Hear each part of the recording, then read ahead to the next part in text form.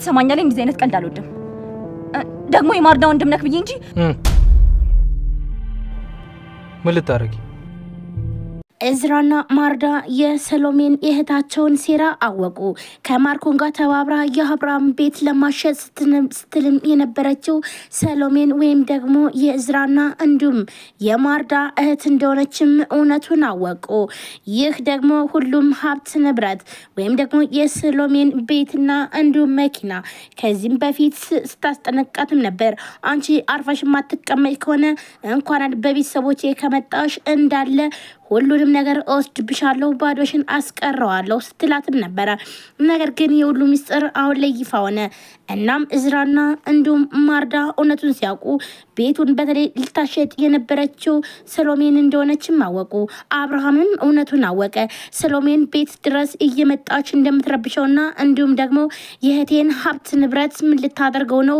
ይኸውልህ አንተ አግብተህ እየኖርክበት ነው ብላም ብዙ ነገር ስታደርግና እንዲሁም ደግሞ ከማርኮን ጋር ሆና አብረው ቤቱን ለመሸጥም እንደተስማሙ በተለይ አብርሃም ለሳቤላ ብሎ ወይም ደግሞ ለሷ መሰከሚያ ግዴታ ቤቱን መሸጥ አለብኝ እያለም እያለ ነገር ግን ደግሞ በመሀል ገብታ ወይም ደግሞ ለሰሎሜን ቤቱ እንዲቀር እንድታደርግ ብላም ስለዚህ ሙሉ ውክልናውን ተቀበለውና ከዛም በኋላ እንዳለ ለእኔ ትሸጠኝልኛለህ ከዛም ብር ደግሞ አካፍላለሁ የተወሰነ ግማሽ ፐርሰንት ብላም ትለዋለች። ይህንን ስትለውም እንዲሁም ማርኮን በዚህ ጉዳይ ተስማምቶ ነበር። መሀል ላይ ማርኮን ወደ እስር ቤትም የሄደው ከዛም ምንም ነገር አልሳካላቸው ሲል ነበር። በስተመጨረሻም ሳቤላን ያገቷት። ስለዚህ ይህ ደግሞ ሴራ እንደሆነ እውነቱን አወቀች። በተለይ ማርዳ ከባድ ውሳኔም ወሰነች። ሰሎሜን እስካሁን ድረስ የነበራት ቤትና እንዲሁም መኪና የማርዳ እንደሆነም ታውቅ ነበረ። እናም አሁን ላይ በተለይ በእሷ ሁሉንም ነገር በልጇና እንዲሁም ደግሞ በአብርሃም ብዙ ነገር ስትሰራ እንደነበረችም ይህን ሚስጥር ስታቅ ከአሁን በኋላ ይኸውልሽ አንቺ እህቴ አይደለሽም አምጩ ብላ ሁሉንም ነገር ሀብት ንብረቱን እንዳለ ወሰደችባት።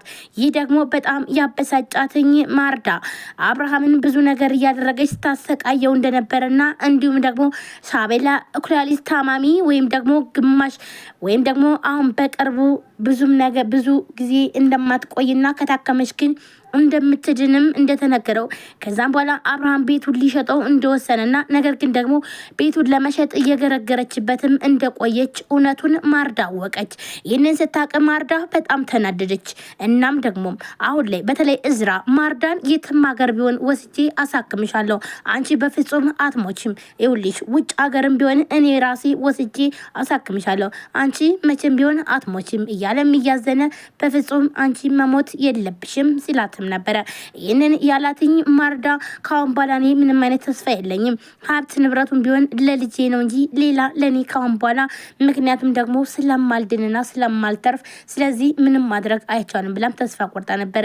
እንዲሁም ደግሞ በተለይ እዝራ ይህን ሲሰማ በፍጹም ማርዳ እህቴ ይህን ነገር ተስፋ ልቆርጪ አይገባም፣ ይኸውልሽ እኔ ራሴ አድንሻለሁ ብሎም ይላታል።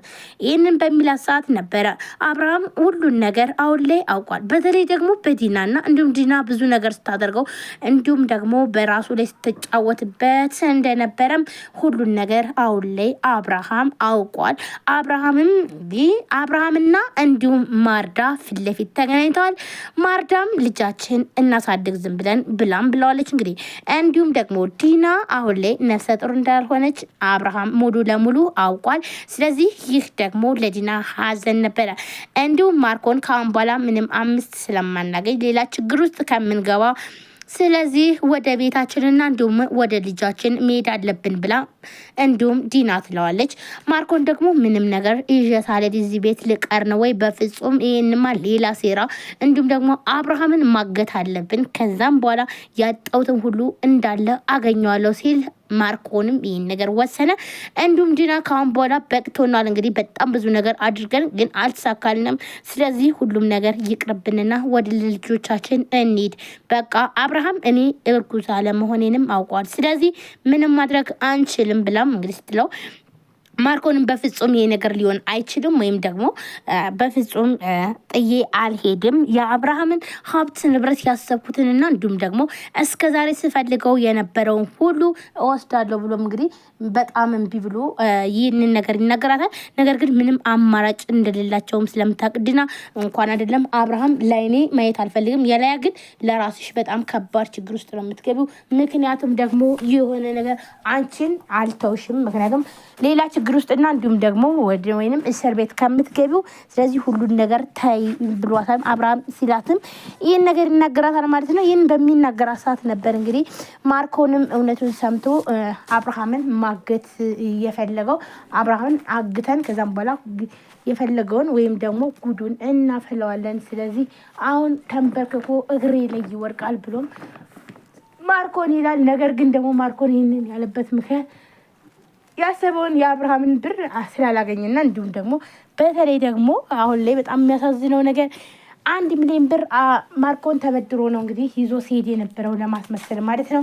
ነገር ግን ያንን 1 ሚሊዮን ብር ደግሞ ያስወሰዱት ልዩና እንዲሁም ደግሞ ዶክተር ርብቃ ናቸው። ስለዚህ እነሱ ይህን ነገር አስቀርተውበታል። ስለዚህ ማርኮን ባዶውን ቀርተዋል። እንዲሁም ዲና አሁን ላይ ጎዳና ወድቀዋል። ወደ ቤታቸው ለመመለስ ግዴታ እንግዲህ በግድ ምክንያቱም ምንም ነገር ስለማያገኙ ስለዚህ አማራጭ ስለሌላትኝ ዲናም ወደ ቤቷ ለመሄድ ወስናለች። ስለዚህ ግዴታ ምንም ነገር አላገኘችም ማለት ነው።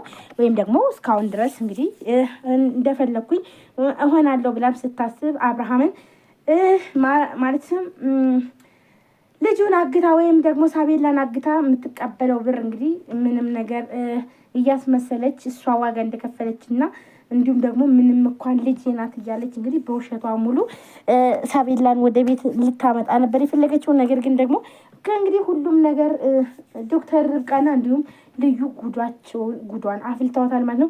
ስለዚህ አብርሃምን ካሁን በኋላ ይቅር አልልሽም፣ በቃ ዓይንሽን ማየት አልፈልግም ብሏታል።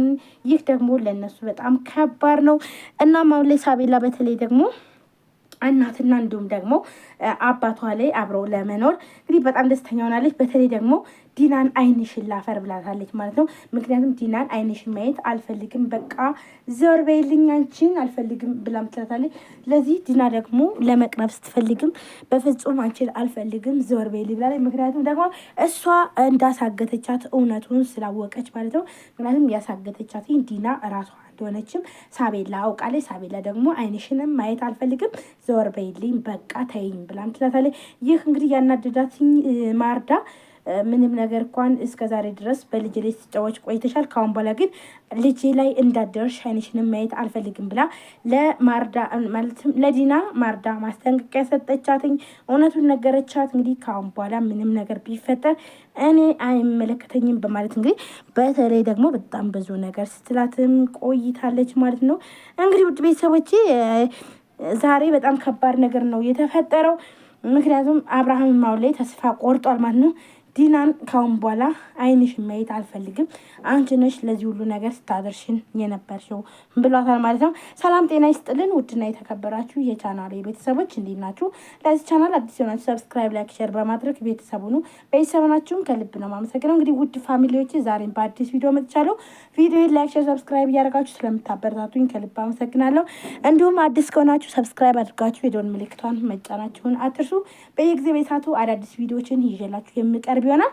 ከእናንተ የሚጠበቀው ላይክ ሼር አድርጋችሁ እንዲሁም ደግሞ ሰብስክራይብ ስታደርጉ የደወል ምልክቷን መጫናችሁን እንዳትረሱ ማለት ነው። እንግዲህ ሁላችሁም ወዳጅ ፈቅዳችሁ ስለምትከታተሉን ከልብ አመሰግናለሁ። እንግዲህ እንደዚህ በሚያምር ቦታ በጣም ደስ የሚል ቦታ ነው። እንግዲህ ያው እንደሚታወቀው ኢትዮጵያ ውስጥ ክረምት ነው፣ ጭቃ ነው። እንግዲህ መንገዱን ያው ትዝታ ያለባችሁ ይህን ቪዲዮ እያያችሁ ብዬ ነው እንግዲህ ይህንን ያቀረብኩላችሁ ውድ ፋሚሊዎቼ። በዛውም እንግዲህ በአካባቢው ዘና እያላችሁ እንደው ይህ ቦታ የናፈቃችሁ ካላችሁም እንዲሁም ኮሜንት ላይ ያስቀምጡ ማለት ነው። እናም እንግዲህ ሳቤላ ቀጣይ ክፍል ምን ይፈጠራል የሚለውንም ይዤላችሁ የሚቀርብ ይሆናል። ነገር ግን ዛሬ ግን አብርሃም እንግዲህ እየነቃ ነው ማለት ነው። አብርሃም ምንም ነገር እንኳን ቢሆን ደነዙ ነው